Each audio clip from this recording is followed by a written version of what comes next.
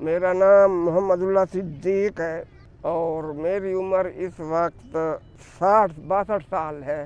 جب ہم سیر کے ارادہ سے گھر سے نکلتے تھے تو سیدھا ہم دریا پر پہنچ جاتے تھے۔ وجہ یہ تھی کہ ہمارے ہاں اور کوئی سیر و سیاحت کی جگہ نہیں تھی۔ عجیب منظر ہوا کرتا تھا، جگہ جگہ چھوٹی چھوٹی پارٹیوں میں لوگ اپنے کھانے تیار کرتے اور اس کو ہم صحبت کا نام دیتے تھے۔ کنکوڈیا کالج سعید احمد اختر کیمپس ڈیرہ اسماعیل خان آپ کے بچوں کا مستقبل سنوارنے میں سب سے آگے۔ ڈیرہ اسماعیل خان کی تاریخ میں جدید ترین تدریسی نظام اور تمام تر سہولیات سے آراستہ، جہاں بہترین تعلیمی معیار کو یقینی بنانے کے لیے کنسیپچول اسٹڈیز پر فوکس کیا جاتا ہے۔ Admissions are open in FSC, ICS and FA۔ تو آج ہی ہمارے کیمپس کا وزٹ کیجیے یا مزید معلومات کے لیے اس نمبر پر رابطہ کیجیے 033485500011۔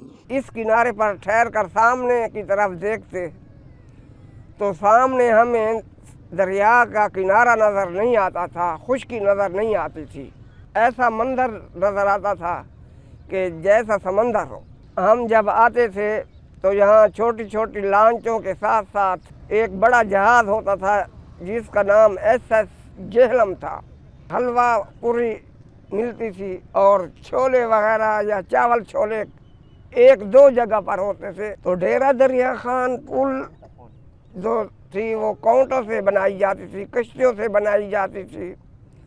اس پر جب ہمارا گاڑیاں جاتی تھیں تو سواریوں کو کہہ دیا جاتا کہ آپ اتر جائیں، گاڑی آپ سواریوں کو لے کر پار نہیں جا سکتی تھی۔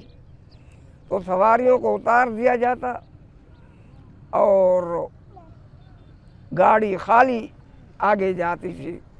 صبح سویرے جب ہم نکلتے تھے تو پہنچتے پہنچتے ہمیں ظہر ہو جاتی تھی دریا خان پہنچنے تک۔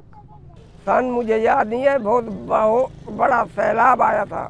دریا کے بند پر منادی دینے والے نے منادی دی کہ تمام لوگ دریا سے نکل جائیں، بہت بڑا سیلاب آ رہا ہے، اس سے نقصان نہ ہو جائے۔ جو دریا پہلے بالکل چاندی کی طرح کا اس کا پانی تھا، دیکھ کر دل خوش ہوتا تھا، آج اس کی حالت دیکھ کر رونا آتا ہے۔ جگہ جگہ ڈی خان شہر کے نالے اس میں گر رہے ہیں جس کی وجہ سے تعفن پھیل رہا ہے اور اس کا پانی جو ہے نہ نہانے کے قابل ہے نہ پینے کے قابل ہے۔